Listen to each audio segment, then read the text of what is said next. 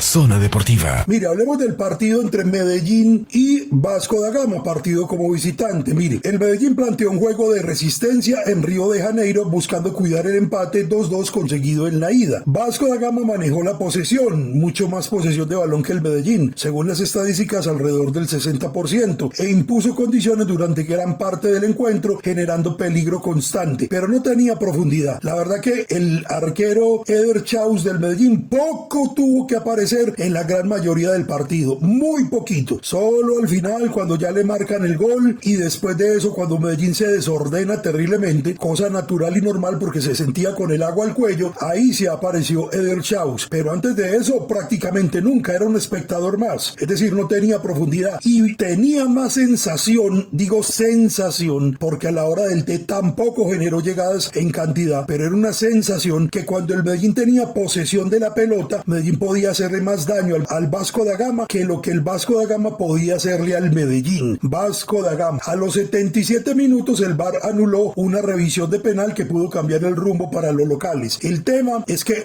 en esa jugada fue una mano de Joaquín Varela, pero primero le pega la pelota en el estómago y luego toma rumbo hacia la mano. Eso cambiaría la decisión y habría que sumarle, además hay que sumarle, como lo hizo el VAR y el árbitro, que en esa misma jugada, un minuto antes de la misma jugada, cerca del área del Vasco da Gama, quien cometió mano fue un jugador del Vasco da Gama, y esa mano el árbitro no la vio, se la hizo ver el VAR, y lo que hizo el árbitro fue retrotraer la jugada, devolverla y pitar la primera mano que existió, que fue la mano del jugador del Vasco da Gama. No podía pitar penal, porque primero hubo una mano en esa misma jugada, cerca al área del Vasco da Gama, de un jugador del Vasco da Gama, y era tiro libre para el Medellín, como efectivamente se decidió y se cobró. Y si no hubiera existido esa mano, igual la mano de Joaquín Varela era una mano de rebote, primero le pegó en el estómago y luego le llegó a la mano. Por eso, para mí, en esa jugada no podía haber penal por ningún motivo. El único tanto llegó al minuto 84 por intermedio de Thiago Méndez, quien quebró la defensa colombiana y firmó el 1-0 definitivo. Mire, la parte débil del Medellín hoy por hoy, y no es para cargarle tintas a este muchacho porque es un juvenil, pero es Jan Mena. Jan Mena es un buen lateral, pero está empezando, y defensivamente deja ventajas. Defensivamente por ahí al Medellín lo han roto, se le han ido y le han encontrado espacios en varios partidos, y ayer no fue la excepción, terminó llegando por el lado de él. Jan Mena necesita, por su juventud e inexperiencia, que siempre esté un compañero muy cerca de él respaldándolo para poder hacerle lo que se llama en el fútbol un doblaje al jugador del equipo rival que tiene la pelota. Pero si él no tiene tanta capacidad en la marca, si además es juvenil, y en la jugada del gol al que le hicieron el 1-2 fue a él, un jugador tenía la pelota del equipo Vasco da Gama, él estaba atento a ese jugador, por un costado picó por la espalda, por detrás como se dice, picó un jugador del Vasco da Gama y le lanzaron la pelota y él no tuvo la velocidad para poder llegar al cierre. Entonces a él le hicieron el 1-2 cuando debe ser al revés, él debe estar apoyado de un compañero, y terminaron fue dos jugadores del Vasco da Gama atacando el costado de él. Ahí dio ventajas el Medellín defensivas porque no comprendió y no entendió que no puede dejar a Jan Mena mano a mano con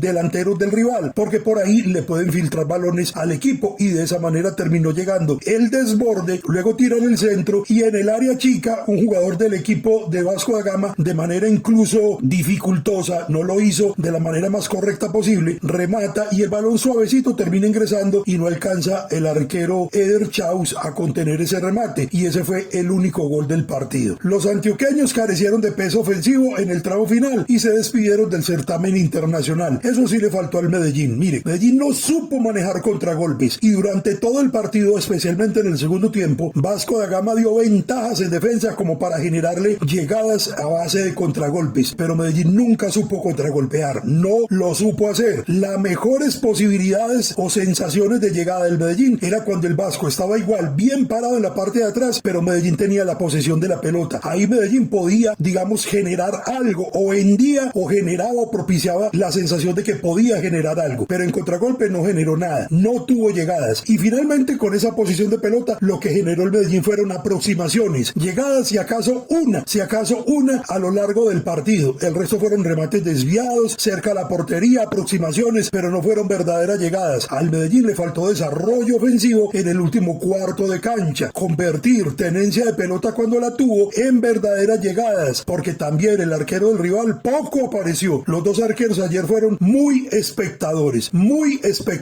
Y cierro diciendo esto constituye el primer fracaso deportivo del Medellín en ese semestre, y es imposible no mencionar que una de las razones por las cuales Medellín acaba de fracasar en Copa Sudamericana, porque es fracaso, es el hecho de que el técnico haya llegado tarde a dirigir el equipo. Me refiero a Luis Amaranto Perea. Es culpa del técnico por aceptar un cargo que él no podía tomar desde el principio. Nadie lo obligó a él a aceptar un cargo que él sabía no podía tomar desde el principio, porque estaba ocupado siendo asistente técnico en la Selección Colombia. E insisto, incluso llegó antes de tiempo Amaranto Perea, porque la eliminación de la Selección Colombia se dio antes de lo presupuestado. Él debió llegar incluso más tarde y eso hubiera perjudicado mucho más al Medellín. Esa es una de las razones, que el técnico haya aceptado un cargo por deseo de ser director técnico, por el cariño que le tiene al Medellín, por lo que sea, pero aceptar un cargo que él no podía tomar desde el principio. Segundo, error de los directivos en pensar en un entrenador que además tiene inexperiencia, aunque se nota que es buen entrenador Amaranto, pero tiene inexperiencia, no tiene un recorrido amplio como técnico, que no podía tomar el equipo de una vez. ¿Por qué pensaron en él y no en un técnico que lo pudieran contratar de una y que viniera a entrenar el equipo de una? Y tercero, la más importante de todas, es los malos refuerzos que tiene el Medellín, el mal equipo que ha armado. Medellín no tiene un equipo suficiente para ser verdaderamente competitivo. No lo tiene.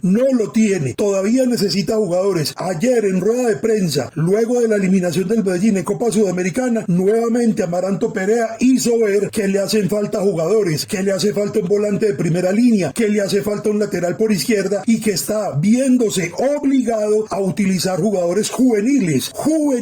Ayer entró Keiner Klinger y lo único que logró luego de su entrada fue hacerse sacar tarjeta amarilla porque cometió 2 faltas en los primeros minutos que estaba en la cancha. Y es un pelado. ¿Cómo le va a pedir uno a un montón de pelados que resuelvan las cosas comprometidas que está viviendo el Medellín? Eso lo tienen que resolver los jugadores de experiencia. Mal armado el Medellín, mal armado. Responsabilidad de la falta de inversión de los actuales dueños del equipo. Fracaso de Raúl Giraldo y fracaso de Daniel Osa Giraldo como presidente. Fracaso absoluto de ellos dos que llevan encaminando el Medellín fracaso tras fracaso, derrota tras derrota y frustración tras frustración. Entonces lo primero son los directivos que no refuerzan bien el equipo, que contratan un técnico que no podía venir desde el principio. También culpa de Amaranto por tomar un cargo que él sabía que no podía tomar desde el principio, y desde luego el mal nivel de muchos de los jugadores. La gran mayoría del plantel que hoy tiene el Medellín son los mismos jugadores que vienen de torneos pasados, que perdieron finales, que quedaron eliminados de los 8, que perdieron semifinal con Nacional de Copa Colombia, que perdieron una final con Nacional de Copa Colombia, que vienen de derrota en derrota, y son la gran mayoría que están ahí, son los mismos. Medellín tendría que cambiar el 90% de su plantel y traer jugadores nuevos, renovados y que sean más competitivos que los que están ahí. Pero bueno, definitivamente eso es los culpables del fracaso del Medellín en esta Copa Sudamericana, los principales responsables. Con eso me despido, un abrazo para todos, que Dios los bendiga, chao chao. Zona Deportiva.